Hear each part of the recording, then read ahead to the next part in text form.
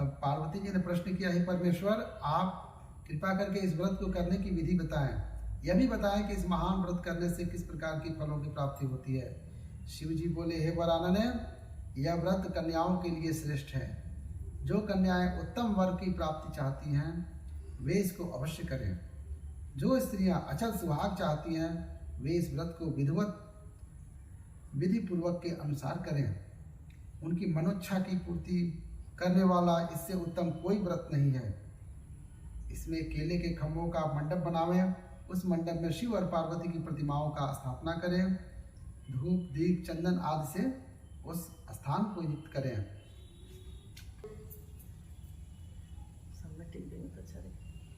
महादेव आपकी कृपा से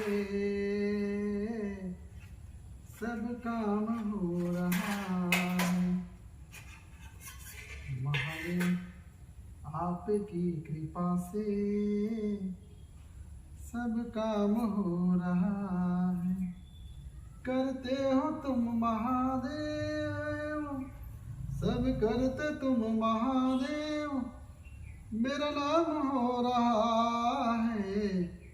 महादेव आपकी कृपा से सब काम हो रहा है।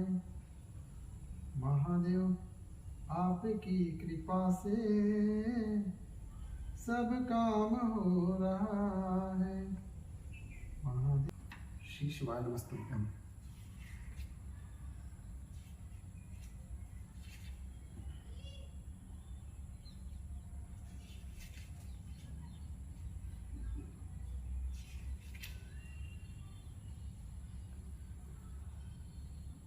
अब हम हरतालिका व्रत का कथा प्रारंभ कर रहे हैं। परम भागवत श्री वेद व्यास के परम शिष्य श्री सूत जी ने शौनक आदि 88,000 ऋषिवरों के प्रश्न करने पर हरतालिका व्रत कथा को सुनाना प्रारंभ किया। श्री सूत जी बोले, हे ऋषिवरों, अब आप परम पुनीत हरतालिका व्रत की कथा श्रवण कीजिए। श्री सूत जी बोले, सती व्रत को धारण करने में परम श्रेष्ठ माता पार्वती और गले में नरमुंडों की माला को धारण करने वाले अजर अमर देवों में श्रेष्ठ गरल कंठधारी भूत बावन भगवान आशुतोष शंकर की सर्वप्रथम वंदना करता हूँ।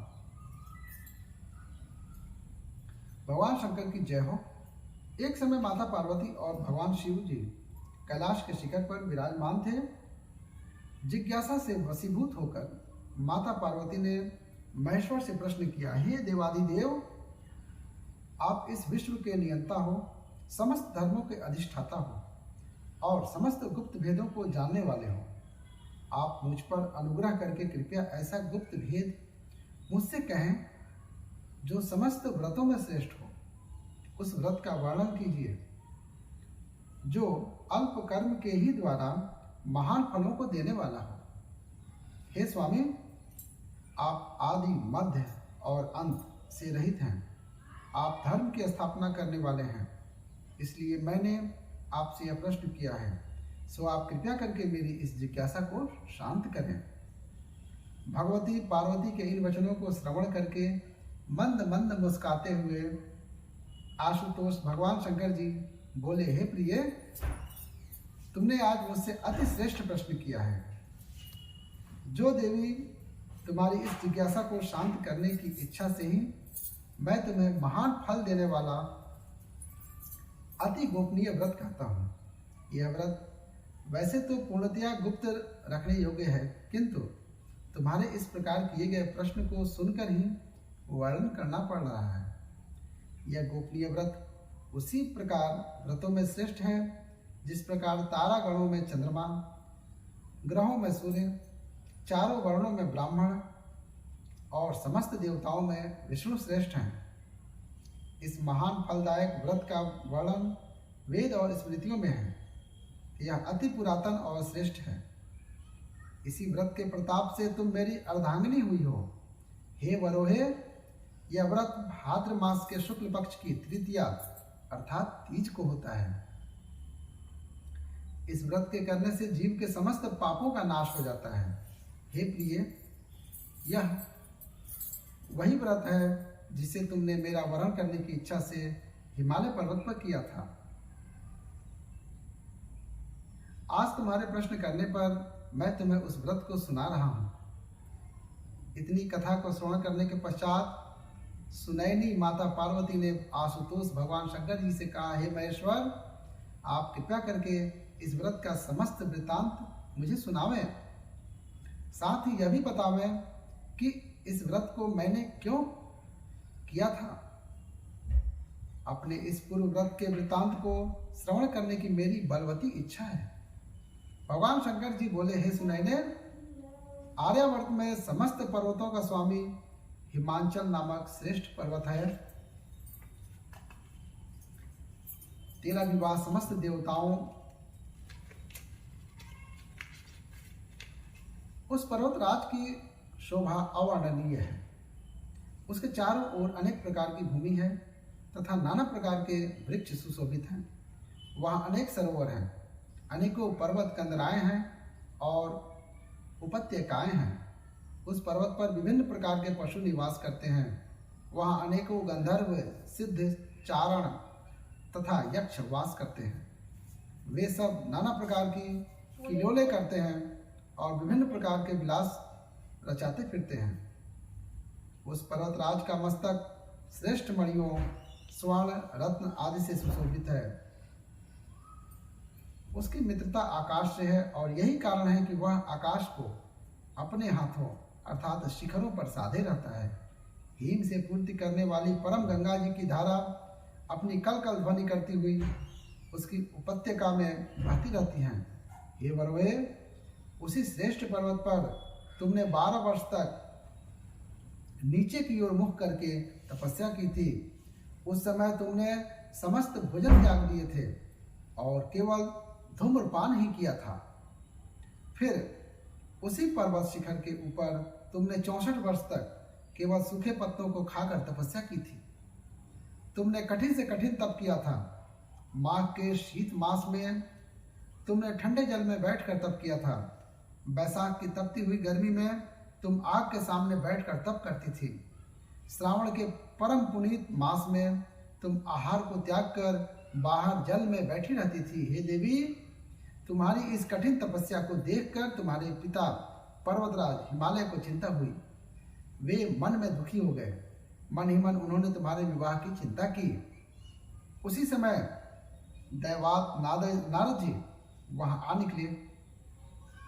नारद ने भी तुम्हारी तपस्या को देखकर कन्या के दुख से दुखी हिमालय ने नारद जी का यथेष्ट सम्मान किया और तब बोले, हे देवर्षि, आप इस समय किधर से आ रहे हैं? मैं अति भाग्यशाली हूँ जो आपने अपने पवित्र चरण कमलों से मेरे इस गृह को पवित्र कर दिया। हिमालय के उन दीन वचनों को श्रवण करके नारद जी बोले, हे पर्वतराज, इस समय मैं विष्णु लोक से आ रहा हूँ। भगवान विष्णु को तुम्हारी पुत्री के इस महान तप का पता लग गया है। इसी कारण उन्होंने मुझे तुम्हारे पास यह संदेशा लेकर भेजा है कि तुम अपनी इस कन्या को श्रेष्ठ वर को ही देना। वैसे तो तुम स्वयं ही जानते हो कि अखिल विश्व में भगवान विष्णु के समान कोई नहीं है। ब्रह्मा और शिव भी उनके समान नहीं है। इसलिए मेरी सम्मति है तो यही है, आप पार्वती का विवाह विष्णु के साथ ही करें।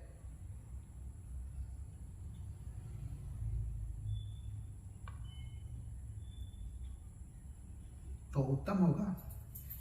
हिमाचल के ने कहा, हे मुने, यदि स्वयं भगवान विष्णु ही मेरी कन्या पार्वती को वरण करना चाहते हैं तो इसी कारण उन्होंने आपको यहाँ भेजा है, तो इससे उत्तम और क्या बात हो सकती है। मैं भगवान विष्णु को ही अपनी कन्या को दूंगा।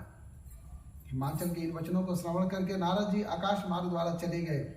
वे तुरंत ही पीताम्बरधारी, शंख चक्र गदा पद्म से विशोभित कमल नयन भगवान विष्णु के सम्मुख जाकर बोले, हे देव, आपके विवाह की चर्चा मैंने हिमवान से जाकर की थी और उन्होंने पार्वती का विवाह आपके साथ करना तय कर दिया है।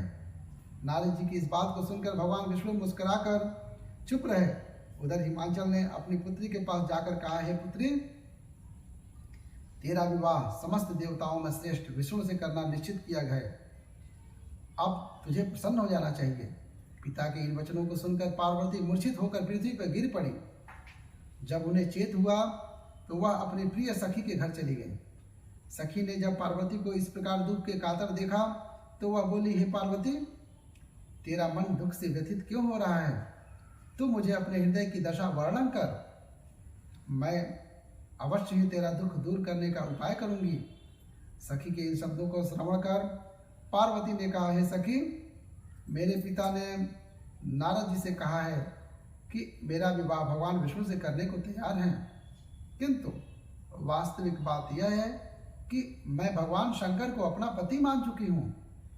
यदि पिताजी विष्णु से मेरा विवाह रचाना चाहेंगे तो मैं अपने धर्म की रक्षा करने की इच्छा से अपने इस शरीर को अवश्य त्याग दूंगी। पार्वती के इन वचनों को सुनकर सखी ने विचार किया। तब वह बोली, पार्वती, तू अपने हृदय में दुख मत कर। मैं तुझे ऐसी युक्ति बताती हूँ जिससे तेरा विवाह निश्चय ही भगवान शंकर से ही होगा।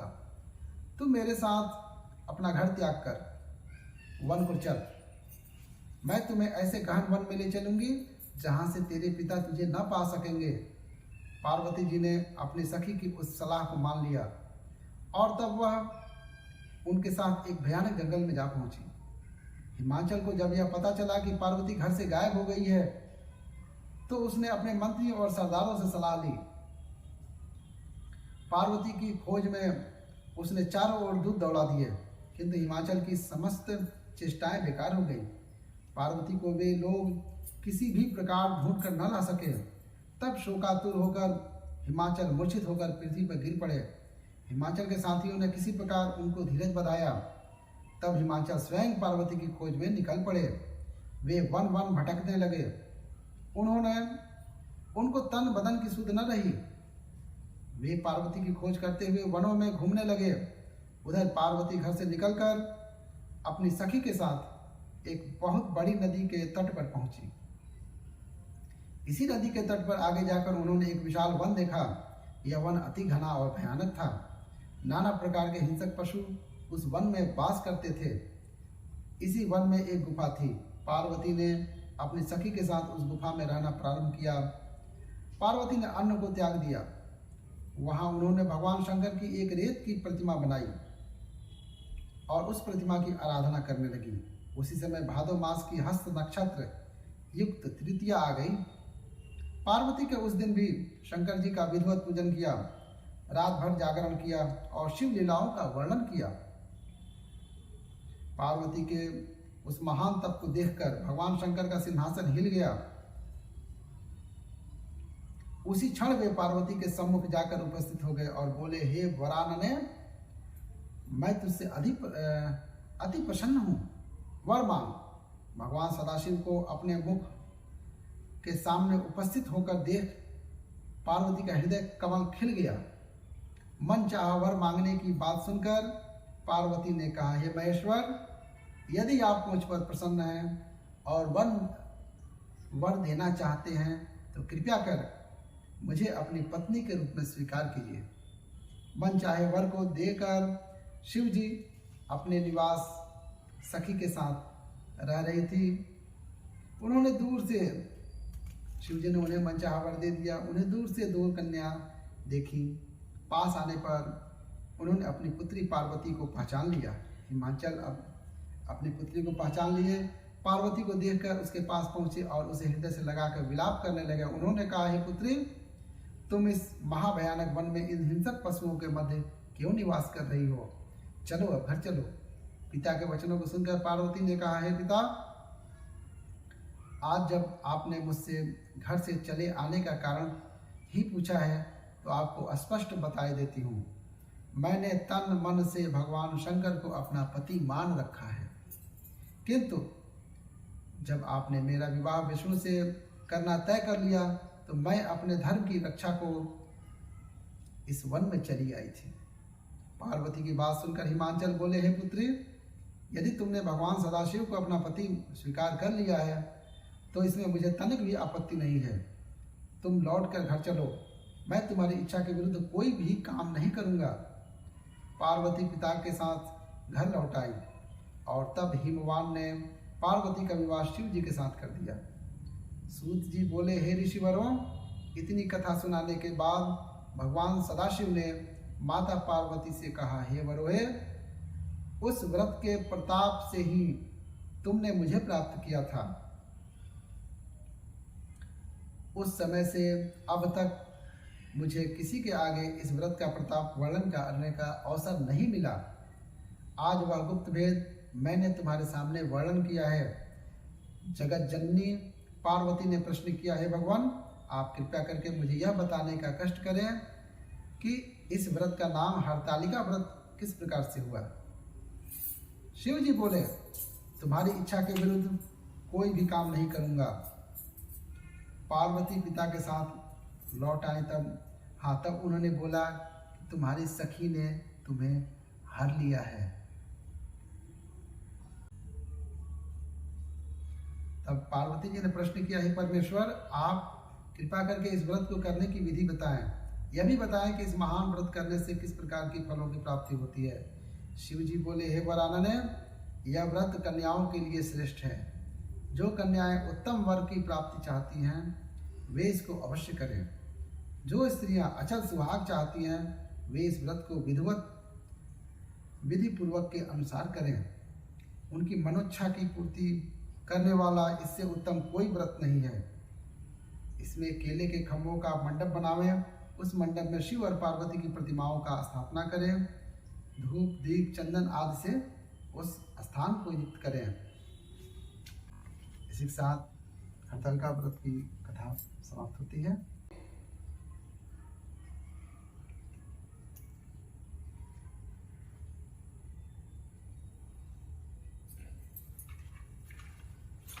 शीश अंग अर्धंग पार्वती सदा विराजत कैलासी। नंदी भृंगी नृत्य करत है धरत ध्यान सुर सुख राशि। शीतल मंद सुगंध पवन बह बैठे हैं शिव अविनाशी। करत गान गंधर्व सप्त स्वर राग रागिनी अतिगासी। यक्ष रक्ष भैरव जह डोलत है बन के वासी। कोयल शब्द सुनावत सुंदर भंवर करत है गुंजासी। कल्पदुम अरु परिजात तरु लाग रहे हैं लक्षासी। कामधेनु कोटिक जह डोलत करत दुग्ध की वर्षासी। सूर्यकांत सम पर्वत शोभित चंद्रकांत सम हिम राशि। नृत्य छहो ऋतु रहत सुशोभित सेवत सदा प्रकृति दासी। ऋषि मुनि देव धनुज निधि छेवत गान करत श्रुति गुण राशि। ब्रह्मा विष्णु ध्यान करत हैं कछु शिव हमको फरमासी। ओम जय शिव ओंकारा। हर शिव ओंकारा। ब्रह्मा विष्णु सदा शिव। ब्रह्मा विष्णु सदा शिव अर्धांगी धारा। ओम जय शिव ओंकारा। एकानन चतुरानन पंचानन राजे। हंसानन गरुड़ासन वृषवाहन साजे। ओम जय शिव ओंकारा। दो भुज चार चतुर्भुज दश भुज ते सोहे। तीनों रूप निरखता त्रिभुवन जन मोहे। ओम जय शिव ओंकारा। अक्षय माला वन माला मुंड माला धारी। चंदन मृग मद सोए भोले शशिधारी। ओम जय शिव ओंकारा। श्वेतांबर पीतांबर बाघांबर अंगे। सनकादिक ब्रह्मादिक भूतादिक संगे। ओम जय शिव ओंकारा। कर में श्रेष्ठ कमंडलु चक्र त्रिशूल धरता। जग करता जग हरता जग पालक करता। ओम जय शिव ओंकारा। ब्रह्मा विष्णु सदा शिव जानत अविवेका। प्रणवाक्षर के मध्य यह तीनों एका। ओम जय शिव ओंकारा। त्रिगुण शिव की आरती जो कोई नर गावे। कहत शिवानंद स्वामी मनवांछित फल पावे। जय शिव ओंकारा। जय माता दी। जय शिव शंकर भोलेनाथ। जय मां पार्वती। सभी की मनोकामनाएं पूर्ण करें। ओम नमः पार्वती पते। हर हर महादेव। इसको पतला करके जलाइए, मोटा इसलिए